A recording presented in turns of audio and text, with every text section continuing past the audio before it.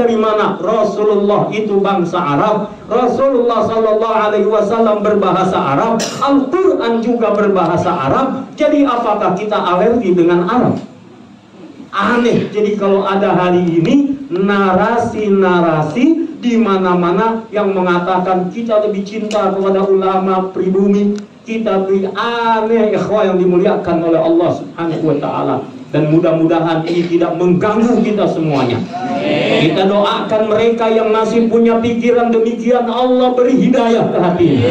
Allah Subhanahu wa Ta'ala jadikan kita semua umat Islam, masyarakat Indonesia ini bersatu. Jangan sampai nikmat kemerdekaan yang sudah Allah berikan kemudian dicabut oleh Allah Subhanahu wa Ta'ala. Jangan sampai keberkahan-keberkahan ini hilang dari kita. Sudah nikmat kita ini bersama, adem-adem aja. Nggak ribut-ribut ya. Biarin Cina tokonya lebih gede daripada toko kita. Tapi lihat pribumi lebih maju daripada Cina. Warungnya di depan toko Cina. Warungnya di depan. Lebih maju daripada Cina. Ikhwah, kalau kita bicara Cina sekalipun, lihat Cina banyak juga muslim dengan etnis Cina. Banyak juga mu'allaf dari Cina. Kalau Allah sudah berkehendak, bukan Cinanya, bukan pribuminya, bukan siapanya, tapi Allah muliakan kita karena akhlaknya. Allah muliakan kita karena ketakwaannya. Inna akramakum indallahi atqakum. Yang ngomong, yang berdiri di depan belum tentu lebih baik daripada yang di belakang. Kalau saya berdiri karena diperintah berdiri, saya berdiri. Diperintah ngomong, saya ngomong. Yang di belakang boleh jadi wali-wali Allah yang diam-diam. Yang di belakang orang-orang yang khusyuk dalam salatnya. Yang di belakang orang-orang yang mustajab doa-doanya. Nggak mau tampil ke depan, diam, banyak diam berdiri, kemudian banyak apa? Banyak berdoa kepada Allah. Ikhwah yang dimuliakan oleh Allah Subhanahu wa Ta'ala. Maka sekali lagi keprihatinan kita semuanya, kalau masih ada hari ini para pemecah belah, orang-orang yang mengadu domba, orang-orang yang membuat situasi menjadi keruh, yang kita ingin padahal hidup dalam keadaan aman dan damai. Insya Allah Allah berikan keberkahan itu kepada negeri kita. Maka saya teringat satu doa yang diajarkan oleh Rasulullah Sallallahu Alaihi Wasallam, sebagaimana disampaikan oleh sahabat Abdullah bin Umar radhiyallahu anhuma, diriwayatkan oleh Al-Imam Muslim rahimahullahu ta'ala, bahwasanya Rasulullah SAW mengajarkan doa, Allahumma inni a'udzubika min zawali ni'matika wa tahawuli afiyatika wa fujaati niqmatika wa jami'i sakhatika. Allahumma inna na'udzubika min zawali ni'matika. Ya Allah, kami berlindung kepadamu dari hilangnya nikmat yang telah kau berikan kepada kami. Ikhwah semua yang dimuliakan oleh Allah Subhanahu wa Ta'ala, mari kita rawat kebersamaan ini. Mari kita jaga kemerdekaan ini dengan sebaik-baiknya. Mari kita ciptakan kerukunan di antara kita.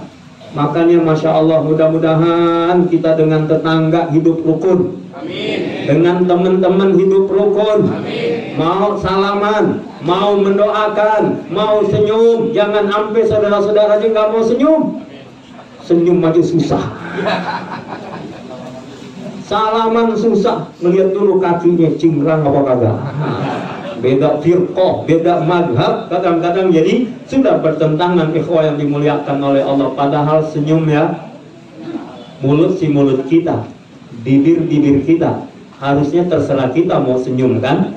Tapi ternyata perlu diingat, senyum butuh kawan, bahkan butuh lawan sekalipun.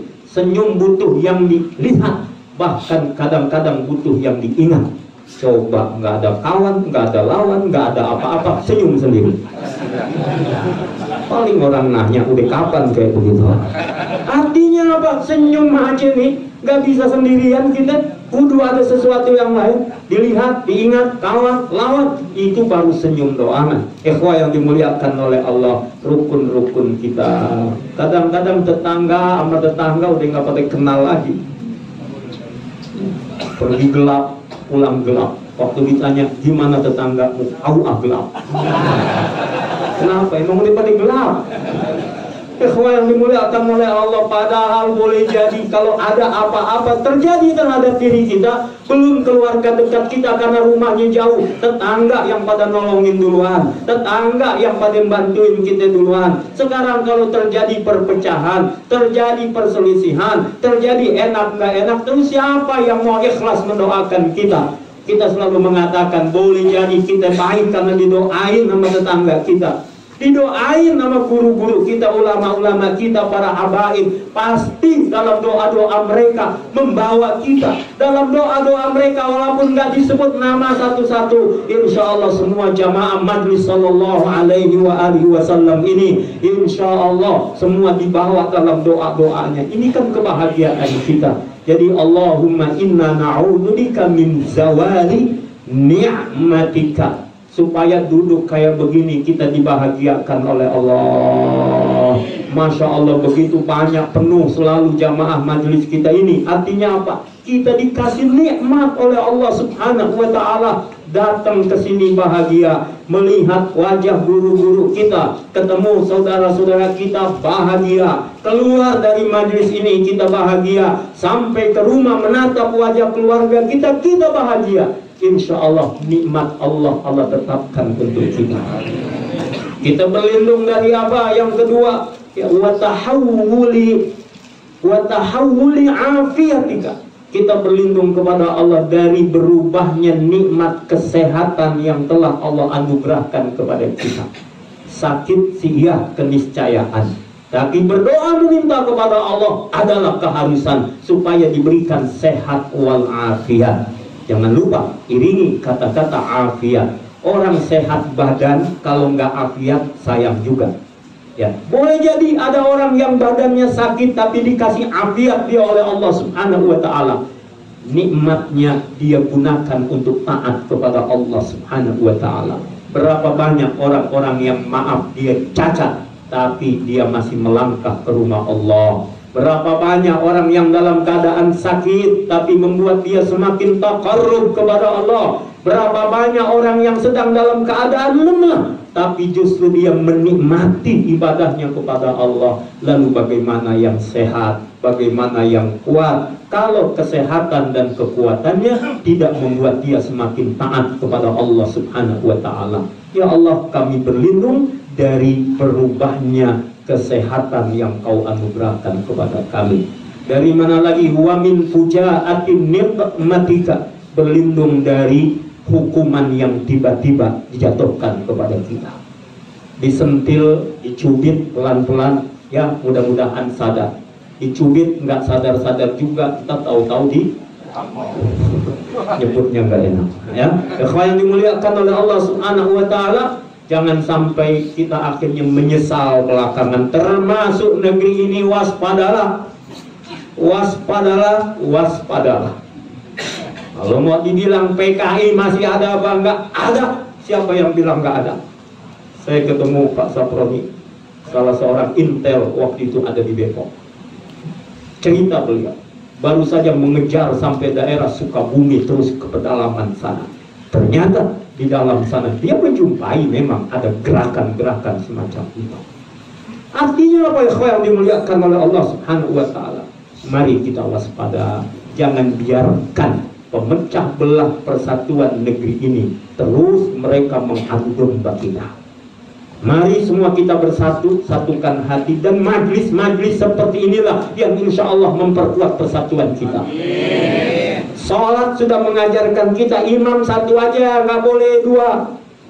Walaupun namanya imam, kalau nggak disuruh jadi imam jangan maju.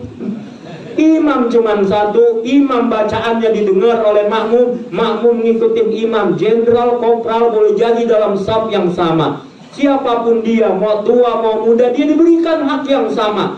Salat mengajarkan kepada kita kebersamaan itu, ikhwah yang dimuliakan oleh Allah subhanahu wa ta'ala. kebersamaan, dan sholat mengajarkan kepada kita sama-sama membesarkan Allah, memuji Allah, fokus kepada Allah. Jadi kalau hari ini juga masih ada orang-orang yang ribut urusan nasab, siapa dia? Ngapain ngurusin nasab orang lain? Kemudian ngapain membuat kegaduhan-kegaduhan? Ikhwah yang dimuliakan oleh Allah Subhanahu wa ta'ala, kalau mau ada orang bicara ilmiah, duduklah di majlis-majlis ilmiah, ngomongnya ilmiah, bukan malah memporak-porandakan persatuan dan kesatuan kita. Ikhwah yang dimuliakan oleh Allah Subhanahu wa ta'ala. Lagian urusan nasab, Imam Ali pernah pesan dalam syairnya,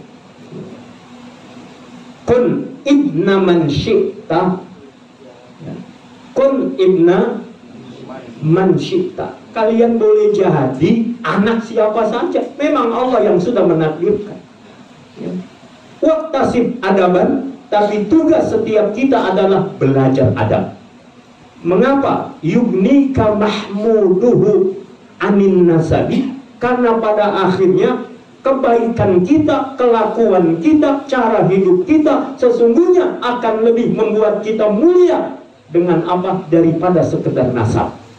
Kalau orang hanya membangga-banggakan nasab saja tanpa berusaha menjadikannya menjadi mulia, ya dia nggak bakalan dapat kemuliaan. Tapi semua orang yang kemudian dengan adab, orang yang dengan ketakwaan, insya Allah dimuliakan oleh Allah Subhanahu wa ta'ala. Ikhlas semua yang dimuliakan oleh Allah Subhanahu wa ta'ala, supaya kita ini tidak nanti tiba-tiba baru ngomong, baru kaget, waduh kita dapat hukuman dari Allah. Ayo mari kita menyadarkan kepada diri kita semuanya, supaya kita benar-benar kembali kepada Allah, sering duduk di majlis-majlis seperti ini. Istilah yang sering dipakai oleh guru kita Waliduna Syekh Iqbal Khan, lari ke Allah, lari ke Rasulullah. Dah itu udah, kemana lagi kita? Nggak ada jalan yang lain. Supaya apa? Toh mereka yang hari ini gagah, mereka yang hari ini kuat, mereka yang hari ini punya jabatan, semua akan kembali kepada Allah Subhanahu wa ta'ala, dan nanti Allah yang menentukan nasibnya. Allahu Akbar. Ikhwan yang dimuliakan oleh Allah, dan kita berlindung dari apa? Dari segala kemurkaan Allah Subhanahu wa ta'ala. Mari kita baca doa ini bersama-sama. Mudah-mudahan Allah jaga dan Allah lindungi kita semua. Bismillahirrahmanirrahim. Allahumma inna na'udzubika min zawali ni'matika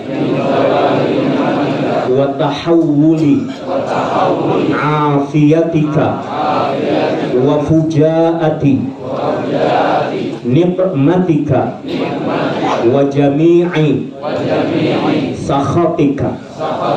Amin ya rabbal alamin. Mohon maaf lahir batin, saya dari tadi di jalan lagi kayaknya gemes juga gitu, makanya mohon maaf saya sampaikan ini. Mudah-mudahan rukun, bersatu, damai, bahagia buat kita semua bersama Rasulullah sallallahu alaihi wasallam, bersama zuriatnya baginda Rasulullah sallallahu alaihi wasallam, bersama orang-orang yang beradab, dan bersama orang-orang yang bertakwa kepada Allah Subhanahu wa ta'ala. Wassalamualaikum warahmatullahi wabarakatuh.